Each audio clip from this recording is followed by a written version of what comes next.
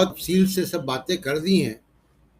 और जहाँ से राजेश बादल जी ने ख़त्म किया था, मैं वहाँ से शुरू करूँगा कि इतिहास ने मोदी जी को एक बहुत नायाब मौका दिया था। केवल 8 साल पूरे हो रहे हैं, आज़ादी के 75 साल भी पूरे हो रहे हैं, और शायद उनकी समझ में कहीं कुछ कमी रह गई, या उनका तरीका कुछ और था, वो उसका फ़ायदा नहीं उठा पाए जो उनको इतिहास ने इतना बड़ा मौका दिया था कि इस वक्त भारत उस प्रधानमंत्री की ज़रूरत थी, वैसी सरकार की ज़रूरत थी जो हमारे आज़ादी के नारे थे, जो हमारे आज़ादी के नेता थे, जिनकी कुर्बानियाँ हुई, उनके सबके लेख मौजूद हैं। भगत सिंह के लेख मौजूद हैं, डॉक्टर अंबेडकर के, नेहरू के, गांधी के, तमाम लोगों के।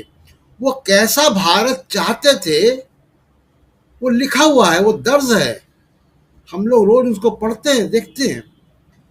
खुद मोदी जी देखें और अपनी अंतरात्मा से पूछें, क्या 75 साल बाद वो ऐसे भारत के प्रधानमंत्री हैं जिसका सपना सुभाष चंद्र बोस, अंबेडकर, नेहरू या भगत सिंह या गांधी ने देखा था? मुझे तो नहीं लगता। दूसरी बात कि देखिए, सिस्टम कोई भी हो, देश हो, हमारा छोटा फाइल हो, कंप्यूटर हो, एक समय के बाद अपग्रेडेशन मांगता है, उसका सिस्टम बूट मांगता है वो। और अगर हम समझें, बहुत सारे आंकड़े मेरे पास भी हैं, मैं दे सकता हूँ, फ्रीडम इंडेक्स का, फ्रीडम स्पीच का, तमाम सारे, HDI का, लेकिन मैं आंकड़ों की बात नहीं करना चाहता। मैं बात करना चाह रहा हूँ कि देखिए, शुरू के 30-40 साल जो हमारे प्रधानमंत्री हुए, उन्होंने मजबूत बुनियाद रखी। 35 साल थी हमारी औसत आयु जब हम आज़ाद हुए। गेहूं बाहर से आता था हमारे यहाँ, हमको IITs मिले, ग्रीन रेवोल्यूशन हुआ, एम्स बने, विश्व बने, देश कला संस्कृति अकादमियां बनी, एक पूरा निजाम बना। इस दौरान 4 युद्ध भी हुए। उसके बाद के प्रधानमंत्रियों ने देखिए कुछ ना कुछ किया। शुरुआत करें राजीव गांधी से। राजीव गांधी ने टेलीकॉम, कंप्यूटर, पंचायती राज जैसे, और वोटिंग की उम्र 18 करके 21 साल से, उन्होंने भारत को 21st सेंचुरी शुरू होने से पहले 21st सेंचुरी के लिए, 21वीं सदी के लिए तैयार कर दिया था। उसके बाद 1991 में रिफॉर्म्स आए। वो एक अलग लेवल पे भारत की अर्थव्यवस्था को ले जाना जरूरी था, हुआ।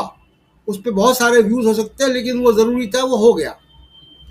उसके बाद आप देखिए कि मनमोहन सिंह का जब समय आता है, तो उन रिफॉर्म्स में को राइट्स के साथ जोड़ा गया, चाहे वो मनरेगा हो, चाहे वो राइट टू इंफॉर्मेशन हो, चाहे राइट टू एजुकेशन हो, चाहे राइट टू फूड हो, उनको अधिकारों के साथ जोड़ा गया। अब मोदी साहब के सामने ये जिम्मेदारी कि वो पूरा रोड मैप पिछले प्रधानमंत्री और सरकारें बना गए थे, एक मजबूत देश जिसके पास स्ट्रांग आर्मी थी, स्ट्रांग इंस्टीट्यूशन थे, पक्की बुनियाद थी, अर्थव्यवस्था अच्छी थी, पूरी तैयारी थी भारत को विकसित देश की पंक्ति में खड़ा करने की। वो कैसे होता? वो 2 चीजों से होता। हमको डेमोक्रेसी का लेवल ऊपर करना चाहिए था, जो राजेश बादल जी ने कहा और हमारे और साथियों ने कहा, और दूसरा आर्थिक गैर समानता, इसको ठीक करना चाहिए था। ये 2 चीजें ठीक होती, हम अपने आप विकसित देश के बराबर कंधे से कंधा मिला के खड़े होते। ये मौका मोदी जी ने छोड़ दिया, ये खो दिया। उसमें बहुत सारी बातें हैं, आंकड़े हैं, उसकी चर्चा हो सकती है, कांग्रेस ने भी किया।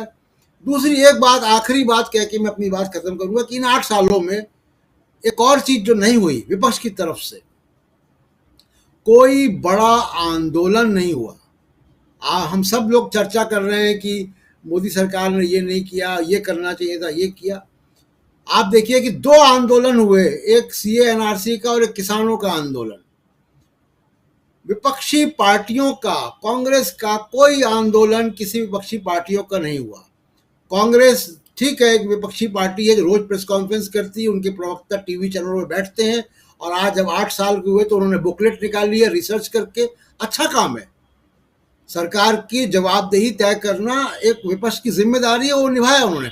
लेकिन जब स्थितियां इतनी विषम है, जब देश की संवैधानिक संकट छाया हुआ है, उस वक्त लोकतंत्र को बचाने के लिए, उस वक्त सामाजिक ताना बाना को ठीक करने के लिए एक भी बड़ा आंदोलन किसी राजनीतिक पार्टी से नहीं हुआ। राजीव जी।